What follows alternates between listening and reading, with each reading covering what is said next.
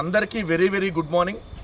ఆంధ్రప్రదేశ్ రాష్ట్రంలో ఉన్నటువంటి ఆ రెండు నీచమైనటువంటి దినపత్రికల్లో ప్రతిరోజు ఏడుపుగొట్టు వార్తలు, మురికి వార్తలు, జగన్మోహన్ రెడ్డి గారి మీద పడి ఏడ్చేటటువంటి రాతలు, జగన్మోహన్ రెడ్డి గారు ఎక్కడన్నా పర్యటనకి వెళ్తుంటే అసలు ఆ పర్యటనకి వెళ్ళకూడదని, వీళ్ళు ముందే ఆ పర్యటనలో ఏదో ఒక ఆటంకాలు వీళ్ళు కలిగించాలనేటటువంటి ఉద్దేశంతో అక్కడ ఏదేదో జరిగిపోతున్నటువంటి వార్తలు. ఈ ప్రపంచంలో ఎక్కడ ఏం జరిగినా జగన్మోహన్ రెడ్డి గారికి లింక్ పెట్టి వార్తలు ఎలా ఉంటాయో వాళ్ళు ప్రతిరోజు రాస్తూనే ఉంటారు. సో ఈరోజు కూడా అలానే విషం చిమ్ముతూ వార్తలు రాశారు. ఏమేం వార్తలు రాశారనేది ఒక్కసారి చూద్దాం. బాక్సులు బద్దలు, లిక్కర్ స్కామ్ సొమ్ము 11 కోట్లు సీజు. ఇంత భారీ నగదు పట్టుబట్టడం దేశ చరిత్రలోనే తొలిసారి. ఫామ్ హౌస్లో పట్టుబడ్డ నగదుతో సిట్ అధికారులు. హైదరాబాద్ సమీపంలోని ఫామ్ హౌస్లో స్వాధీనం. 12 అట్టపెట్టెల్లో నోట్ల కట్టలు. దుబాయ్ నుంచి వస్తుండగా శంషాబాద్లో A40 వరుణ్ అరెస్టు. అతడిచ్చిన సమాచారంతోనే సోదాలు. ఫామ్ హౌస్ యజమాని కసిరెడ్డి మిత్రుడే. విజయవాడకు నగదు, వరుణ్ తరలింపు. ఏసీబీ కోర్టుకు సిట్టు సమాచారం అని చెప్పి పెద్ద హెడ్డింగ్ పెట్టి 11 కోట్లను కోర్టులో భద్రపరచండి. ఏసీబీ కోర్టులో మెమో దాఖలు చేసిన సిట్టు. చాణక్యం నమ్మి మోసపోయా అని చెప్పి వరుణ్ పురుషోత్తం చెప్పినట్టుగా ప్రతి నెల 40 లక్షల ఖర్చు. ఫైళ్లు, బియ్యం బస్తాల మాటను దాచారు. ఫామ్ హౌస్లో మద్యం నోట్ల కట్టలు. 12 అట్టపెట్టలో 11 కోట్ల లభ్యం. ఇదంతా ముడుపుల సొమ్మే. పాత సామాగ్రి చక్కబీరు వాళ్ళ మధ్యలో పెట్టారు. హైదరాబాద్ శివార్లోని డెన్లో భద్రపరిచిన రాజకేశ్వరరెడ్డి అర్ధరాత్రి సోదాలు జరిపి స్వాధీనం చేసుకున్న చిట్టు అని చెప్పి పెద్ద బ్యానర్ ఐటమ్. నిన్న ఉదయం నుంచి నానా యాగి చేస్తూ ఉన్నారు ఈ రెండు దినపత్రికలు, వీళ్ళ టీవీ ఛానల్స్, తెలుగుదేశం పార్టీ. అంటే ఈ రాష్ట్రంలో ఎక్కడ ఏం జరిగినా కూడా జగన్ గారే కారణం. పక్క రాష్ట్రంలో ఎక్కడ ఏం జరిగినా జగన్ గారే కారణం. పక్క దేశాల్లో ఏం జరిగినా కూడా జగన్మోహన్ రెడ్డి గారే కారణం. వీళ్ళ వార్తలు ఎలా ఉంటాయంటానికి ఇదే. ఇప్పుడు హైదరాబాదులో వర్ధమాన్ ఇంజనీరింగ్ కాలేజీకి సంబంధించి ఆ ఇంజనీరింగ్ కాలేజ్ ఎదురుగా ఇంజనీరింగ్ కాలేజ్ యజమానికి సంబంధించినటువంటి ఏదైతే తీగల విజయేందర్ రెడ్డి గారి ఫామ్ హౌస్లో డబ్బులు దొరికినాయి. సో ఆ డబ్బులకి మధ్యానికి లింక్ పెట్టేయాలి. ఎందుకంటే ఆ రాజకేశ్వరరెడ్డి గారి భార్య, అదేవిధంగా ఏదైతే ఈ తీగల విజయేందర్ రెడ్డి గారు డైరెక్టర్లుగా ఒకే హాస్పిటల్లో ఉన్నారు కాబట్టి, సో హాస్పిటల్లో డైరెక్టర్లుగా ఉన్నారు కాబట్టి దీన్ని లిక్కర్లో సొమ్ము అని చెప్పి చూపించాలి. దీనిలో భాగంగా ఎగ్జాక్ట్గా 12 పెట్టెలంట, 11 కోట్లంట. 11 అనే ఫిగర్ని వైఎస్ఆర్ కాంగ్రెస్ పార్టీకి లింక్ చేయడం కోసం చాలా ప్రీ ప్లాన్డ్గా అసలు వీళ్ళు రాసినటువంటి వార్త, వీళ్ళు చెప్పేదాన్ని బట్టే ఇది తప్పు అనేది మీకే అర్థమవుతుంది. చూడండి, పాత సామాగ్రి చెక్క బీరువాల మధ్య.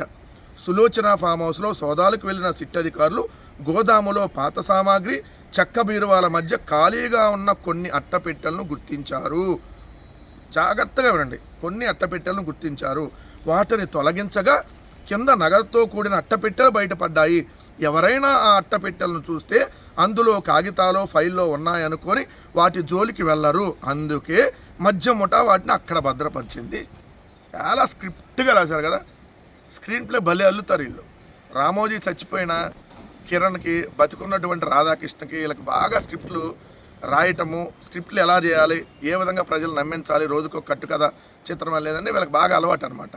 అంటే చెప్పట్ల రాజకేశ్వరరెడ్డి మరి భాగస్వామిగా ఉన్నటువంటి కంపెనీలకు సంబంధించిన దాంట్లో డబ్బులు దొరికినప్పుడు దీన్ని మద్యం ముడుపులు అని చెప్పి మీరు చెప్పినప్పుడు, మరి ఇదే రాజకేశ్వరరెడ్డి భాగస్వామిగా ఉన్నటువంటి కంపెనీలకి ఆల్రెడీ విజయవాడ ఎంపీగా ఉన్నటువంటి కేశినేని చిన్ని కూడా ఉన్నాడు కదా. మరి అక్కడ ఆ డబ్బులన్నీ ఇప్పుడు కేశినేని చిన్ని గారికి సంబంధించినటువంటి ఆ ఇంట్లో సోదాలు చేసి అక్కడ ఏమైనా డబ్బులు దొరికితే దాన్ని కూడా మరి మధ్యానికి లింక్ పెట్టి వార్తలు రాయాలి కదా. బోకు కృష్ణ, రోత కిరణ్, మరి ఎందుకు మీరు అందరూ ఇవన్నీ రాయరు? ప్రతిరోజు ఒక కట్టు కథ అల్లాలి. ఈ రాష్ట్రంలో మద్యంలో స్కామ్ జరగకపోయినా జరిగిందని చెప్పి చూపించాలి. చూపించడానికి రోజుకొక కట్టు కథ అల్లి ఈ రాష్ట్రంలో ప్రజా సమస్యలు ఏదీ చర్చకు రాకూడదు. ఇది వీళ్ళు ప్రతిరోజు రాస్తున్నటువంటి విషపు వార్తల్లో భాగమే ఇది. ఎందుకంటే పెట్టిందే తప్పుడు కేసు, రోజుకొక కట్టు కథ అల్లుతున్నారు. ఆ కట్టు కథలు నమ్మించడానికి ఇంకో కట్టు కథ అల్లుతారు. ఇక్కడ ఏం జరిగినా దానికి దీనికి లింక్ పెట్టేసి రాసేసి రాక్షస ఆనందం పొంది ప్రజల మెదడులో విషాన్ని నింపాలనేది వీళ్ళ ప్రయత్నం. నేను ఓపెన్ ఛాలెంజ్ చేసి చెబుతున్నాం, మద్యంలో ఎటువంటి కుంభకోణం మా హయాంలో జరగలేదు. సుప్రీంకోర్టు సిట్టింగ్ జడ్జితో విచారణకి మేము సిద్ధం. మీ హయాంలో జరిగిన దాని మీద కూడా కలిపి ఎంక్వైరీ చేస్తే ఎవరి భాగవతం ఏందో అప్పుడు బయటపడుతుంది మాత్రం సవాల్ విసురుతూ ఉన్నాం. ప్రోత్సాహకాలు ఇస్తే తప్పేంటి? పెట్టుబడులను ఆకర్షించడం కోసమే టీసీఎస్కు నామమాత్ర ధరకు భూములు ఇచ్చి ఉంటారు. రాష్ట్ర అభివృద్ధి ప్రారంభ దశలో ఉంది. ఎంత రేటుతో భూమి కేటాయిస్తున్నారన్నది కాదు, ఆ సంస్థ రాకతో ఎంత లాభం అనేది చూడాలి. ఐటీతో హైదరాబాద్, బెంగళూరు స్థితి చూస్తున్నాం కదా. హైకోర్టు ధర్మాసనం కీలక వ్యాఖ్యలు.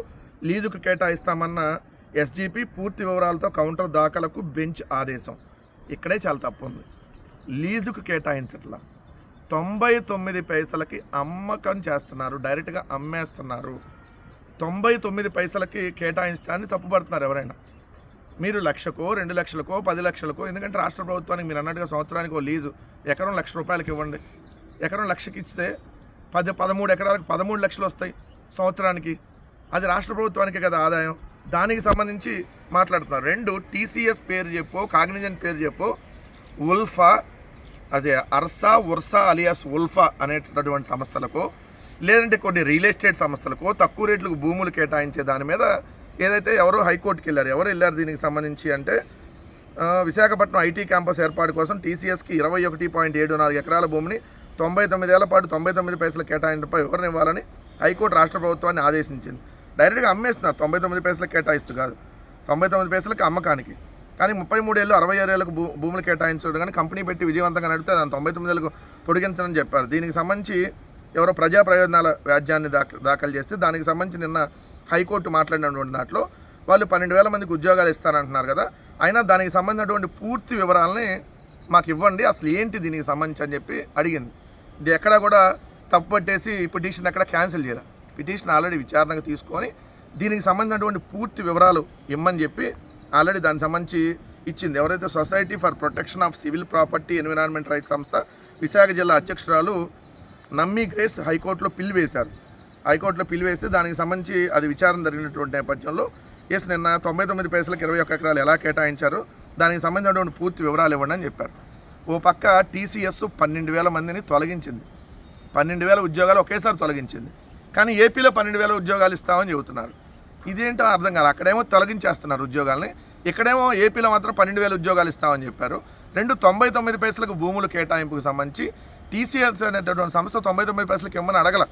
టీసీఎస్ అనేటటువంటి సంస్థ జగన్మోహన్ రెడ్డి గారు ప్రభుత్వం ఉన్నప్పుడే ఒప్పందం కుదుర్చుకుంది రావటానికి.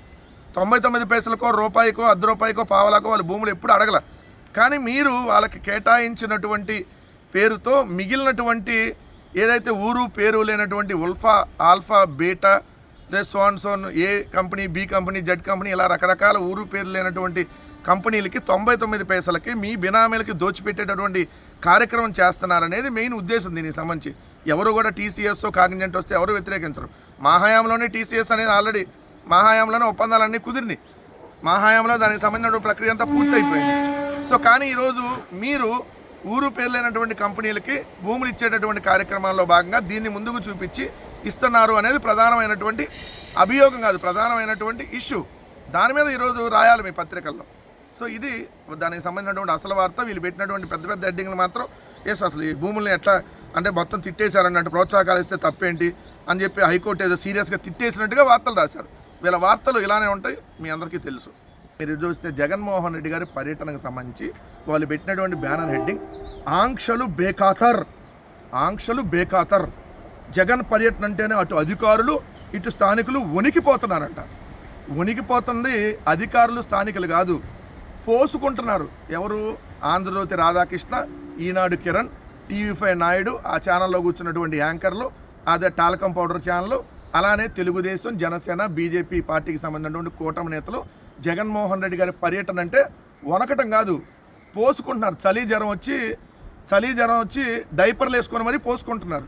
ఎందుకు? ఆయన పర్యటనకు ఆ జనాన్ని చూసి అరే మనం 11 వచ్చిన వాళ్ళు ఆఫ్టర్ ఆల్ పులివెందుల ఎమ్మెల్యే అని చెప్పి అవహేళనగా మాట్లాడుతుంటే ఆ జనమేందిరా, ఆ జన సునామీ ఏందిరా? ఎక్కడికి వెళ్ళినా వేలాది మంది జనం జగన్మోహన్ రెడ్డి గారికి స్వాగతం చెప్తూ జన సునామీ కనపడతా ఉంది. ఆ జన సునామీలో కొట్టుకొని పోతాం మనం అందరం అని చెప్పి ఏడుస్తూ ఉన్నారు మీరు. అందుకని స్థానికులు వాళ్ళందరూ వణికిపోతున్నారని తప్పుడు వార్త కాదు, మీరందరూ వణికిపోతున్నారని రాయ్. ఈనాడు కిరణ్కి చలి జ్వరం వచ్చిందని రాయ్. భారీగా జనాన్ని తరలించి బల ప్రదర్శన చేయడం పరిపాటిగా మారిందంట. మేము బల ప్రదర్శన చేస్తే నిజంగా ఎట్లా ఉంటుందో మీరు ఇప్పుడు చూడలా, ఎప్పుడు చేయలేదు గట్ట అలా బల ప్రదర్శన. మామూలుగానే జనం వస్తుంటేనే పోసుకుంటున్నారు, పోసుకొని అక్కడే కూర్చుంటున్నారు మొత్తం అన్నీ. ఇంకా మేము బల ప్రదర్శన చేస్తే ఎట్లుంటుందో ఒకసారి చూద్దరు కానీ, ఈసారి ఇప్పుడు అని చేద్దాం, ఏదైనా పెద్ద మీటింగ్ పెట్టి అప్పుడు చూద్దరు కానీ. రాప్తాడు, పోదిలి, రెంటపాల, బంగారుపాలెం పర్యటనలో ఆంక్షలను ధిక్కరించారు. ఒకళ్ళని వెళ్ళాలి, ఇద్దరు వెళ్ళాలి, మీరు ముగ్గురే వెళ్ళాలి, మీ బొంద, మీ బోలి, మళ్ళీ వాటిని మేము ధిక్కరించాము. ఎట్టి పరిస్థితుల్లో హెలీప్యాడ్ వద్ద 10 మంది, జైలు దగ్గర ములాఖత్తుకు 3, నల్లపరెడ్డి ప్రసన్నకుమార్ రెడ్డి ఇంటి దగ్గర 100 మందికి మించి అనుమతించకూడదని స్పష్టం చేశారు. నిబంధనలు ఉల్లంఘించే వారిపై చర్యలకు పోలీసులు సిద్ధమవుతున్నారు. ఎంతమంది మీద పెడతారా కేసులు? పెట్టుకోండి. మీ కేసులకు మా ఇంటి గేటు దగ్గర ఉన్నటువంటి కుక్క కూడా భయపడదు. మీరు పెట్టే కేసులకి కేసులు పెడితే అరెస్ట్ అవుతాం, జైలుకు పోతాం, మళ్ళీ వస్తాం, మళ్ళీ వెళ్తాం జగన్ గారి పర్యటనకి. ఇది ఈరోజు ఆంధ్రప్రదేశ్ రాష్ట్రంలో జనం చెబుతున్నటువంటి మాట. నాడు వద్దని ఇప్పుడు అక్కడే హెలిప్యాడ్, చుట్టూ ముళ్ళపొదలు 2 వైపులా హైటెన్షన్ తీగలు ఉన్నాయని అప్రోచ్ రోడ్ లేని స్థలాన్ని చూపారంటే అభ్యంతరం తెలిపాం. ఎందుకు అసలు అక్కడ చేయాలంటే ఇప్పుడు 10 రోజుల నుంచి జరుగుతున్నా కూడా ఇంకా పనులు కావట్లా. అలా ఉంది మొత్తం ముళ్ళ పొదలు, చెట్లు. ఇక్కడ మీరు హెలిప్యాడ్కి పర్మిషన్ ఇచ్చారు అంటే అది కుట్రపూరితంగా ఉద్దేశపూర్వకంగా ఇచ్చారనేది వాస్తవం. అయినా జగన్మోహన్ రెడ్డి గారు అది చదువు చేయండి, 10 రోజులైనా 20 రోజులైనా అన్ని రోజులు చేస్తూ ఉన్నారు. అందుకని ఇంత లేట్ అయింది. అప్పట్లో పోలీసులు చూపిన స్థలంలో ప్రస్తుతం హెలిప్యాడ్ ఏర్పాటుకు వైపా నాయకులు ఒప్పుకోకపోవడం గమనార్హం. జైలు నుంచి బయలుదేరి నెల్లూరులో సుమారు 8 కిలోమీటర్ల రోడ్డు మార్గంలో జగన్ పర్యటించున్నారు. ఏం చేయాలి దానికోసం? 8 కిలోమీటర్లు కాబట్టి ఎన్ని కిలోమీటర్లు ఉంటే ఇంటి అందుకు వెళ్తారు. 10 ఉంటే 10 వెళ్తారు. జైలు నుంచి నల్లపరెడ్డి ప్రసన్నకుమార్ రెడ్డి గారు ఇల్లు 8 కిలోమీటర్లు. సో 8 కిలోమీటర్ల దూరం ప్రయాణించాలి. అయితే అక్కడ భక్తులకు ఇబ్బందులు తప్పవా? ఈ మార్గంలో రాజరాజేశ్వరి అమ్మవారి దేవస్థానంలో 2 రోజులుగా పునఃప్రతిష్ఠ కార్యక్రమాలు జరుగుతున్నాయి. 11:25 గంటలకు మహాకుంభాభిషేకం జరగనుంది. జగన్ పర్యటనకు భారీగా జనాన్ని సమీకరిస్తే ఈ ప్రాంతంలో భక్తులకు నరకం తప్పదు. పక్కనే ప్రభుత్వ సర్వజనాసుపత్రి ఉంది. నిత్యం రోగులు అత్యవసర చికిత్స కోసం క్షతగాతులు వస్తుంటారు. పెద్ద ఎత్తున ట్రాఫిక్ పెరిగితే వారికి ఇబ్బందులు తప్పవు. ఈ వార్త ఉద్దేశం ఏంటంటే ఆల్రెడీ వాళ్ళు జగన్మోహన్ రెడ్డి గారి పర్యటన కోసం వేలాదిగా జనం వస్తారు కాబట్టి ఇదిగోండి జనాలందరూ ఇబ్బందులు పడ్డారు. అక్కడ హాస్పిటల్ ఉంది, అక్కడ దేవాలయం ఉంది. సో దేవాలయానికి వచ్చేటటువంటి భక్తులు ఆల్రెడీ ఇబ్బంది పడిపోయారు. జగన్మోహన్ రెడ్డి గారిని తిట్టుకున్నారు, వైఎస్ఆర్సీపీ వాళ్ళని బాగా తిట్టారు, ఇక్కడ ఆసుపత్రి రోగులు బాగా ఇబ్బంది పడ్డారని చెప్పి రాయటం కోసం ముందే ప్రీ ప్లాన్డ్గా ఆపుకోలేక రాశారు ఈ వార్త. అప్పుడే భారీ జన సమీకరణకు ఏర్పాట్లు. ఎవ్వరూ జన సమీకరణ చేయట్లా. జనం అంటేనే జగన్, జగన్ అంటేనే జనం. జనం కోసం జగన్, జగన్ కోసం జనం. జనంకి జగన్కి ఉన్నటువంటి కాంటాక్ట్ని కట్ చేయాలని చూస్తే కట్ చేయాలనుకున్నాడు, కట్ అయిపోతాడు. సో జగన్ గారి కోసం జనాన్ని సమీకరించాల్సినటువంటి పని లేదు. ఆయన పేరే జన హృదయ నేత, జననేత, జనం కోసమే పుట్టిన నాయకుడు అనే పాట కూడా ఉంది ఆయన కోసం. జనం కోసమే పుట్టిన నాయకుడు, ఆపేదెవరు నిన్నాపేదెవరని ఆయన కోసం ప్రత్యేకంగా పాటే ఉంది. ఆయన కోసం యాప్ట్ అయినటువంటి పాట అది జగన్ గారు అంటే. మీరు జగన్ గారి పర్యటనలు అడ్డుకోవాలని చూస్తే అరచేతిని అడ్డుపెట్టి సూర్యకాంతిని ఆపాలంటే అది ఆగదు. ఈరోజు మీరు నెల్లూరు జిల్లాలో ఎన్ని రకాలుగా ఆటంకాలు ఏర్పరిచి జగన్మోహన్ రెడ్డి గారి పర్యటనకు జనాలు రాకుండా చేయాలని ఆపినా అరచేతిని అడ్డుపెట్టి సూర్యకాంతిని ఎలా ఆపలేరో ఈరోజు నెల్లూరు జిల్లాలో జన సునామీని కూడా ఆపలేరన్నటువంటి విషయం మీ 2 బోకు పత్రికలు ఆరైతే పనికిమాలినటువంటి మీ కూటమి పార్టీలు గుర్తుపెట్టుకోవాలి. పోలీసులు మీరు ఎన్ని రకాలుగా ఆంక్షలు పెట్టినా కూడా జగన్ గారి పర్యటనలో వచ్చేటటువంటి జనాలని ఆపలేరన్నటువంటి విషయం గుర్తుపెట్టి ఆ జీవోను సవాలు చేయండి. విజయవాడలో లులుకు భూ కేటాయింపు వ్యవహారంపై పిటిషనర్కు హైకోర్టు ఆదేశం. విశాఖపట్నంతో పాటు విజయవాడలో లులు గ్రూపుకు భూమిని కేటాయిస్తూ జారీ చేసిన జీవోను సవాలు చేయాలని పిటిషనర్ను హైకోర్టు ఆదేశించింది. ఆ తర్వాత పిల్పై పూర్తిస్థాయి విచారణ జరుపుతామని పేర్కొంది. తదుపరి విచారణ వచ్చే వారానికి వాయిదా వేసింది. ఏదైతే విశాఖపట్నం నగరంలో షాపింగ్ మాల్ ఏర్పాటుకు 13.5 ఎకరాలు అతి తక్కువ ధరకు రాష్ట్ర ప్రభుత్వం లులు సంస్థకు కేటాయించబోతుందంటూ పేర్కొంటూ పాకా సత్యనారాయణ అనేటటువంటి లాయర్ గారు నాకు తెలిసి ఈయన పిల్ దాఖలు చేశారు. ఈ పిల్ని బుధవారం విచారణకు వస్తే సో దీనికి సంబంధించి పిల్ కాదు జీవోని సవాల్ చేయమని చెప్పి హైకోర్టు చెప్పింది. ఎస్, ఖచ్చితంగా. ఎందుకంటే లులు అనేటటువంటి ఒక ప్రైవేటు సంస్థకి ప్రభుత్వానికి సంబంధించినటువంటి 100 కోట్ల రూపాయల విలువైనటువంటి భూమి, అంటే ఎకరం 100 కోట్ల రూపాయల పైగా విలువ చేసే భూమి, అది విజయవాడలో కావచ్చు, అది విశాఖపట్నంలో కావచ్చు, 100 నుంచి 150 కోట్ల రూపాయలు విలువైనటువంటి భూముల్ని అతి తక్కువ ధరకి చంద్రబాబు నాయుడు గారు తన మిత్రుడైనటువంటి లులుకి, ఎందుకంటే 18 సంవత్సరాలుగా వాళ్ళ మధ్య ఉన్నటువంటి ఫ్రెండ్షిప్, అనేక ఎలక్షన్స్కి ఏదైతే ఆయన డబ్బులు సర్దుతూ ఉంటాడు కాబట్టి క్విట్ ప్రోకోలో భాగంగా ఇప్పుడు తక్కువ రేటుకి కేటాయించాలనేటటువంటి ప్రయత్నం జరిగింది. సో దానికి సంబంధించి పిల్ ఆల్రెడీ అంతకుముందు విశాఖపట్నానికి సంబంధించి జరిగింది. ఇప్పుడు విజయవాడకు సంబంధించి కూడా ఏదైతే అత్యంత ఖరీదైనటువంటి పాత బస్ స్టాండ్, అందరికీ తెలుసు గవర్నర్పేట అక్కడైతే డిపోగా ఉందో ఆ పాత బస్ స్టాండ్, అండ్ ఆ పాత బస్ స్టాండ్కి సంబంధించినటువంటి దాదాపు 5 ఎకరాల భూమిని ఏదైతే దారాదత్తం చేయడానికి పూనుకుంది కాబట్టి దాని మీద పిల్లేశారు. ఎస్, ఇది ఖచ్చితంగా కూడా అందరూ కూడా ఏదైతే ఇలాంటి ప్రైవేటు సంస్థలకి ప్రభుత్వానికి సంబంధించినటువంటి విలువైనటువంటి భూమిని కారు చౌకగా కట్టబెట్టాలని మాత్రం ఖచ్చితంగా వ్యతిరేకించాల్సిందే. ఎస్, డెఫినెట్లీ వేసిన వాళ్ళు మాత్రం అభినందించాల్సిందే. మహిళా నేతలకు ప్రజా జీవితం శిక్ష కాకూడదు, వారి ఆత్మగౌరవాన్ని రక్షించేందుకు చట్టం తేవాలి. శబరి ఎవరంటే ఈ శబరి గారు, బైరెడ్డి శబరి అని ఒక ఎంపీ గారు ఉన్నారు ఆంధ్రప్రదేశ్ రాష్ట్రంలో.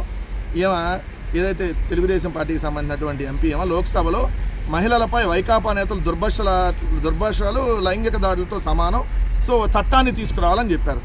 అంటే తెలుగుదేశంలో ఉన్న వాళ్ళే మహిళల అమ్మ బైరెడ్డి శబరి గారు, అంటే వేరే పార్టీలో ఉన్న వాళ్ళు మహిళలు కాదా? అంటే ఆంధ్రప్రదేశ్లో కానీ ప్రపంచంలో కానీ ఉన్న మహిళలు ఎవ్వరూ మహిళలు గారు మీ దృష్టిలో, ఒక్క తెలుగుదేశం పార్టీ వాళ్ళే మహిళలు. తెలుగుదేశం పార్టీ వాళ్ళని ఎవరన్నా ఏమనంటే అది తప్పు, మిగిలిన పార్టీల వాళ్ళంటే రైటు. మరి మీ పార్టీకి సంబంధించినటువంటి ఏదైతే నగరికి ప్రస్తుతం ఎమ్మెల్యేగా ఉన్నటువంటి గాలి భానుప్రకాష్, గాలి ముద్దు కృష్ణమనాయుడు కొడుకు, ఈ గాలి భానుప్రకాష్ ఏదైతే రోజా గారిని ఉద్దేశించినటువంటి మాటల్ని నువ్వు ఏదైతే పార్లమెంట్లో ప్రస్తావించాల్సింది. నిజంగా మీరు ఒక మహిళగా సిగ్గుతో తలదించుకుంటున్నాం, ఇలాంటి మాటలు తెలుగుదేశం పార్టీకి సంబంధించినటువంటి ఎమ్మెల్యే మాట్లాడటాన్ని మేము ఖండిస్తున్నామని చెప్పి మీరు లోక్సభలో చెప్పుంటే డెఫినెట్లీ కూడా మిమ్మల్ని అందరినీ ఎస్ బైరెడ్డి శబరి గారు చాలా బాగా మాట్లాడారు, చాలా చక్కగా మాట్లాడారు. మహిళల గురించి ఒక చాలా చిత్తశుద్ధి ఉంది, మహిళలంటే ఒక చాలా గౌరవం ఉంది. ఒక మహిళగా సాటి మహిళకు జరుగుతున్నటువంటి అన్యాయం మీద, సాటి మహిళ మీద జరుగుతున్నటువంటి దుర్భష మీద ఒక ఎంపీగా మాట్లాడారని చెప్పి అప్పుడు శబాష్ అని చప్పట్లు కొట్టేవాళ్ళు కదా. ఓన్లీ తెలుగుదేశం మహిళల మీద ఒక చట్టం తేవాలా, మిగిలిన మహిళల మీద వద్దా తల్లి? చెప్పమ్మా. అంటే మీరేమో మహిళల్ని సంభాషలు లంభాషలు ఎన్నైనా మాట్లాడవచ్చు, నిరంతరం భారతమ్మ గారి గురించి తమ్నెల్స్ పెట్టి మీకు సంబంధించినటువంటి పార్టీ నాయకులు మీ ఛానల్స్ ఇష్టం వచ్చినట్టుగా మాట్లాడవచ్చు. ఇదే మహిళా హోంమంత్రిగా ఒక దళిత హోంమంత్రి ఉన్నప్పుడు ఏదైతే సుచరిత గారిని పట్టుకొని సంఖ నాకమన్నాడు ఇప్పుడు ప్రస్తుతం ఉన్నటువంటి స్పీకర్ అయ్యన్న పాత్రుడు. చట్టం తేవాలి కదమ్మా, చట్టం అందరికీ ఒకేలాగా ఉండాలి కదా. తెలుగుదేశానికి ఒక చట్టం, మిగిలిన వాళ్ళకి ఒక చట్టం ఉండకూడదు కదా. దాని మీద పార్లమెంట్లో ప్రస్తావించండి అమ్మా, బాగుంటుంది. లేదంటే ఉన్నటువంటి ఆ కొద్దో గొప్ప విలువలను కూడా కోల్పోతారన్నటువంటి విషయం గ్రహించాలి మీరు. త్వరగా కిషోర్ మళ్ళీ అరెస్టు. ఆంధ్రజ్యోతి, జైలు నుంచి రాగానే అదుపులోకి రౌడీ షీటర్. గత ఏడాది ఏప్రిల్లో టీడీపీ నేత సిద్ధయ్యపై కిషోర్ దాడి, బాధితుడి ఫిర్యాదుతో కేసు అని పెట్టారు కదా హెడ్డింగ్. అంటే గత ఏడాది అంట దాడి జరిగిందంట, ఇప్పుడంట కేసు పెట్టారంట మళ్ళీ. గత ఏడాది దాడి జరిగితే అతను గత ఏడాది పెట్టలా, వీళ్ళు అధికారంలోకి వచ్చినాక 13 నెలల్లో పెట్టలా. నిన్న ఏదైతే త్వరగా కిషోరు ఏదైతే అన్ని కేసులకు సంబంధించి ఆయన మీద పెట్టినటువంటి అన్ని అక్రమ కేసులకు సంబంధించి నిన్న బెయిల్ మీద బయటకు వచ్చాడో, బయటికి రాగానే మళ్ళీ లోపలేయాలి తీసుకెళ్ళి అనేటటువంటి ఒక కుట్రపూరితమైనటువంటి నేపథ్యంలో ఏదైతే నిన్న తప్పుడు కేసు పెట్టారో వాళ్ళు పెట్టిన దాంట్లోనే క్లియర్గా అర్థమవుతుంది. చూడండి, వాళ్ళు రాసిన దాంట్లోనే మీకు వాళ్ళు తప్పుడు కేసు పెట్టారని అక్కడే అర్థమవుతుంది. ఏదైతే టీడీపీ ఎమ్మెల్యే అభ్యర్థి జోలకంటి బ్రహ్మారెడ్డికి ఓటేసి గెలిపించాలని ఓటర్లను అభ్యర్థిస్తుగా కిషోర్ అడ్డుకున్నారు.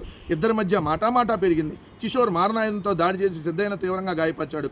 నాడు వైసీపీ అధికారంలో ఉండటంతో ఫిర్యాదు చేయడానికి సిద్ధయ్య భయపడ్డాడు. ఈ ఘటనపై తాజాగా రెండచింతల పోలీస్ స్టేషన్లో ఫిర్యాదు చేశాడు. దీనిపై మంగళవారం రాత్రి కిషోర్పై ఐపీసీ 307 సెక్షన్ కింద హత్యాయత్నం కేసు నమోదు చేసినట్టు SICH నాగార్జున తెలిపారు. బుధవారం గుంటూరు జిల్లా జైలు నుంచి బయటకు వచ్చిన కిషోర్ను వెంటనే ఈ కేసులో అదుపులో తీసుకుని వాహనం ఎక్కించారు. అయితే అక్కడ కిషోర్ భార్య సురేఖ, తన ఇద్దరు పిల్లలు, కుటుంబ సభ్యులు, వైసీపీ ఎమ్మెల్యే చంద్రగిరీశ్వరతో వైసీపీ నాయకులతో అక్కడ చేరుకున్నారు. పోలీసు వాహనానికి వారు అడ్డుపడి హల్చల్ చేశారంట. హల్చల్ ఇది భార్య అని ఇద్దరు చిన్నపిల్లలు హల్చల్ చేశారంట. వార్త రాయటానికన్నా ఉండాలిగా. ఆంధ్రజ్యోతి రాధాకృష్ణ, నువ్వు కడుపుకి అన్నం తినమని నేను అనేక సార్లు చెప్పాను, మళ్ళీ ప్రూవ్ చేసుకున్నాను. నేను ఒక్కరోజు కూడా తినకుండానే ఇలాంటి వార్తలు రాస్తా అని చెప్పి నువ్వు కూడా ప్రూవ్ చేసుకున్నావు. దానికి సంబంధించి నేను ఆల్రెడీ హైకోర్టులో కూడా త్వరగా కిషోర్ గారి భార్య ఏదైతే కేసు వేసిందో దానికి సంబంధించి ఒక కేసులో బెయిల్ మీద బయటకు రాగానే మరో కేసులో ఎలా అరెస్ట్ చేస్తారని చెప్పి నిన్న హైకోర్టు కూడా గట్టిగా ప్రశ్నించింది. 2024లో ఘటన జరిగితే ఇప్పుడు ఫిర్యాదు చేయటం ఏంది, ఫిర్యాదు చేసిన ఎమ్మటనే ఇమీడియట్గా కేసు కట్టి ఇమీడియట్గా అరెస్ట్ చేయటం ఏంటి? ఆయన మరి 13 నెలలుగా అప్పుడంటే భయపడ్డాడంట జగన్మోహన్ రెడ్డి గారి ప్రభుత్వం కాబట్టి కేసు పెట్టడానికి. మరి 13 నెలలు కూడా భయపడ్డా? ఇప్పుడు ఎందుకు పెట్టాడు కేసు? ఆయన ఆల్రెడీ జైల్లో ఉన్నాడు కదా, అప్పుడు ఎందుకు కేసులు పెట్టలా? ఆల్రెడీ జైల్లో ఉన్నాడు దాదాపుగా. ఇప్పుడు ఆయన మీద చూస్తే ఆయన మీద ఇప్పటికే 14 నెలల కింద కేసులు ఉన్నాయి. ఆయన 17 కేసులు ఉన్నాయి ఇప్పటికే. 17 కేసులు, 8 నెలలుగా జైల్లో ఉన్నాడు. ఉన్నటువంటి ఆయన దాని మీద మళ్ళీ ఇప్పుడు బయటకు వచ్చాడు కాబట్టి ఇంకో తప్పుడు కేసు పెట్టాలి. రేపొద్దున మళ్ళీ బయటకు వస్తే ఇంకో తప్పుడు కేసు పెట్టాలి. దయచేసి గౌరవ హైకోర్టు వారు కూడా ఇవన్నీ చాలా సీరియస్గా తీసుకొని పోలీసుల్ని చెంప చెల్లుమనేలాగా ఇంకోసారి ఏ పోలీసు అధికారి ఇలా చేయకుండా ఉండేటట్టుగా తీర్పు ఇవ్వాలి. ఒక వ్యక్తిని ఈ విధంగా మానసికంగా హింసిస్తూ అతని మీద ఆల్రెడీ కేసు పెట్టారు, జైలుకి వెళ్ళి వచ్చాడు, మళ్ళీ కేసులు పెట్టి రాకూడదని ఇద్దరు చిన్నపిల్లలను పట్టుకొని వాళ్ళ భార్య అక్కడికి వస్తే వాళ్ళు హల్చల్ చేశారని రాస్తున్నటువంటి దాని మీద ఏమంటే భార్య అని ఇద్దరు చిన్నపిల్లలు హల్చల్ చేస్తారా? ఎలాంటి బోకు వార్తలు రాస్తున్నారో ఈ పత్రికలు ఒకసారి గమనించండి. ఇలా ప్రతిరోజు విషం చిమ్మేటటువంటి వార్తలు రాయటమే వీళ్ళ ఉద్దేశం. త్వరగా కిషోర్ని అన్యాయంగా అక్రమంగా అరెస్ట్ చేశారనేది వాస్తవం. జైలు నుంచి బయటకు రాగానే మళ్ళీ అరెస్ట్ చేసి మళ్ళీ లోపలేశారు. ఇది ఖచ్చితంగా దీనికి తగిన ప్రాయశ్చిత్తం ఆ పోలీసు అధికారులతో పాటు ఎవరైతే ఈ కేసులు పెట్టారో వాళ్ళందరూ కూడా రేపొద్దున అనుభవించక తప్పదు. సీరియస్గానే వార్నింగ్ ఇస్తున్నాం. ఎట్టి పరిస్థితుల్లో మిమ్మల్ని వదిలేటటువంటి ప్రసక్తి లేదన్నటువంటి విషయం గుర్తుపెట్టుకోండి.